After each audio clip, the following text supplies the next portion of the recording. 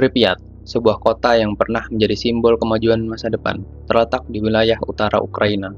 Kota ini dibangun khusus untuk menampung para ilmuwan, insinyur, dan pekerja dari salah satu pembangkit listrik tenaga nuklir tercanggih di masanya, pembangkit listrik Chernobyl. Tetapi, dalam hitungan detik, kemajuan yang dibanggakan itu berubah menjadi monumen ketakutan umat manusia.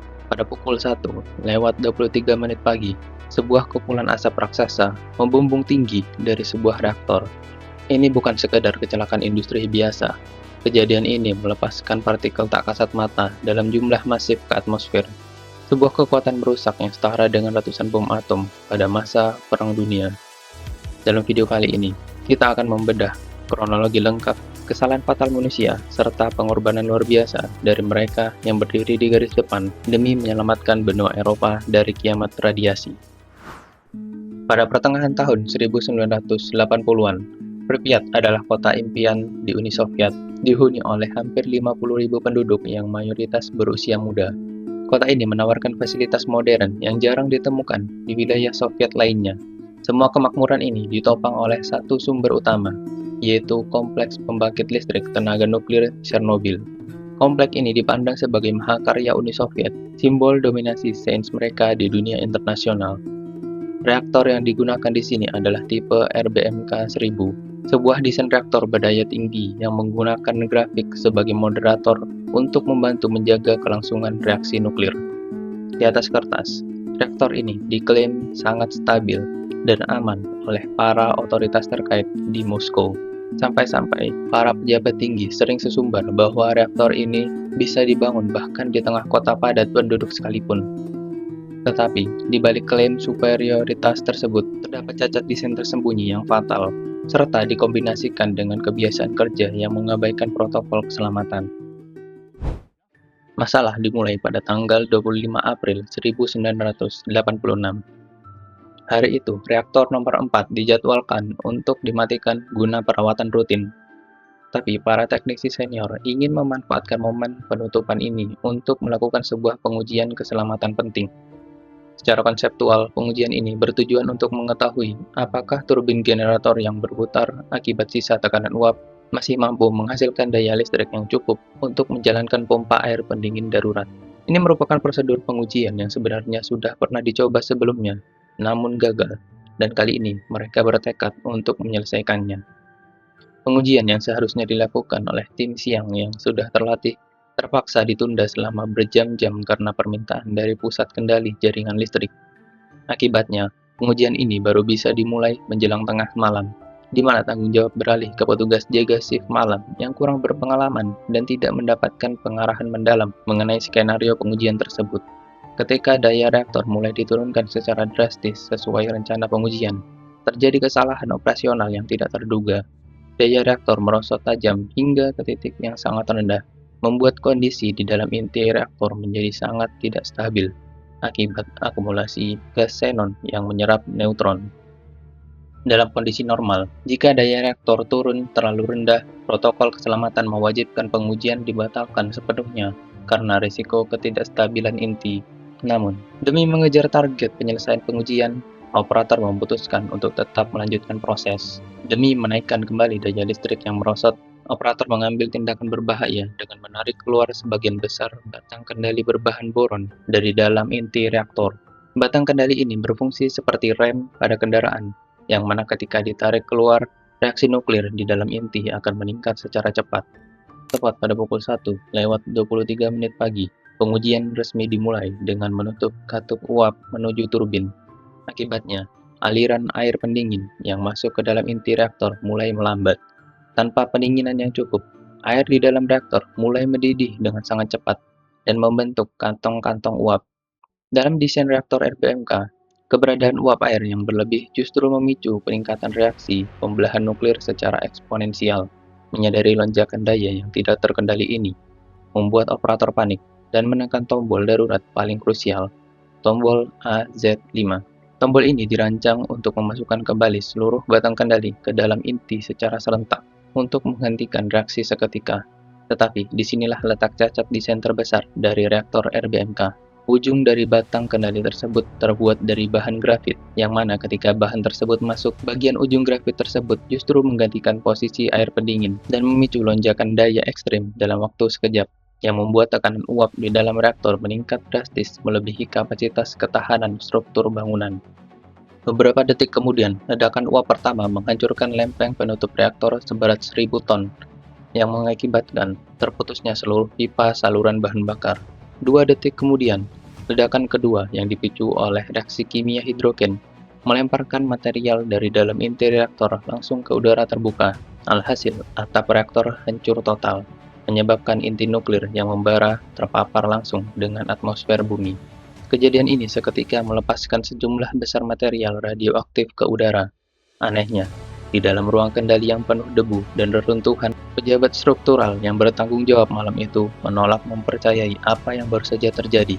Berdasarkan parameter alat ukur radiasi standar yang mereka miliki, mereka berasumsi bahwa reaktor masih utuh dan hanya terjadi kebakaran pipa biasa. Penyangkalan terhadap kegagalan struktural ini berakibat fatal, karena perintah evakuasi dan penanganan darurat menjadi tertunda selama berjam-jam yang sangat berharga. Beberapa menit setelah ledakan, tim pemadam kebakaran dari Pripyat yang dipimpin oleh Letnan Volodymyr Rafik tiba di lokasi kejadian. Mereka tidak tahu sama sekali bahwa mereka sedang berjalan menuju inti nuklir yang terbuka. Tugas mereka malam itu adalah memadamkan puluhan titik kebakaran yang menjalar di atap gedung turbin agar tidak merembet ke reaktor nomor 3 yang berada tepat di sebelahnya. Tanpa pakaian pelindung khusus anti radiasi, para petugas pemadam kebakaran ini bekerja di atas atap yang dipenuhi puing-puing grafit yang sangat radioaktif. Banyak dari mereka yang melaporkan merasakan rasa logam yang aneh di mulut mereka dan sensasi terbakar di wajah. Dalam hitungan jam, paparan radiasi dalam dosis yang sangat ekstrim ini mulai merusak sel-sel tubuh mereka dari dalam, yang memicu sindrom radiasi akut. Keberanian dari para petugas pemadam kebakaran ini berhasil mencegah bencana menjadi jauh lebih buruk, meskipun mereka harus membayar mahal dengan kesehatan dan nyawa mereka dalam beberapa minggu setelahnya. Ketika matahari terbit pada tanggal 26 April, kehidupan di kota Pripyat berjalan seperti hari-hari biasa. Anak-anak pergi ke sekolah, para ibu berbelanja, dan warga mempersiapkan akhir pekan mereka. Pihak otoritas Uni Soviet memilih untuk merahasiakan skala kecelakaan ini dari publik demi mencegah kepanikan massal dan menjaga reputasi negara di mata dunia. Baru setelah 36 jam berlalu sejak ledakan, ketika tingkat radiasi di kota telah meningkat ke level yang sangat membahayakan, keputusan evakuasi akhirnya diambil. Pada siang hari, tanggal 27 April, sebuah pengumuman disiarkan melalui jaringan pelantang suara kota. Penduduk diminta untuk mengemas barang-barang penting seperlunya dan diinformasikan bahwa mereka hanya akan pergi selama 3 hari. Sebanyak lebih dari 1.000 bis didatangkan untuk mengevakuasi hampir 50.000 warga Pripyat. Mereka pergi meninggalkan barang-barang mereka tanpa pernah tahu bahwa mereka tidak akan pernah diizinkan kembali ke kota itu lagi selamanya. Untuk menjinakkan api nuklir yang terus menyemburkan material berbahaya ke atmosfer, pemerintah Uni Soviet menggelar operasi penyelamatan militer terbesar yang pernah ada. Ratusan pilot helikopter diterjunkan untuk terbang langsung di atas reaktor yang hancur. Dari ketinggian, mereka menjatuhkan ribuan ton pasir, boron, dan timbal untuk memadamkan api dan menahan laju pelepasan zat radioaktif.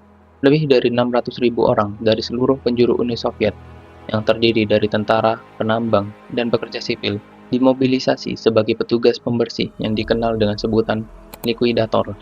Salah satu misi paling berbahaya adalah membersihkan puing-puing grafit tingkat tinggi di area atap reaktor karena radiasi yang begitu kuat hingga merusak sirkuit elektron robot pembersih buatan luar negeri. Tugas ekstrim ini akhirnya terpaksa dilakukan oleh manusia. Para pekerja hanya diizinkan berada di atas atap selama tidak lebih dari 90 detik per giliran kerja, demi membatasi dosis paparan yang diterima tubuh mereka. Rahasia besar Chernobyl akhirnya tidak bisa lagi disembunyikan dari dunia, ketika stasiun pemantau nuklir di Swedia mendeteksi lonjakan radiasi yang tidak wajar terbawa oleh angin dari arah Uni Soviet.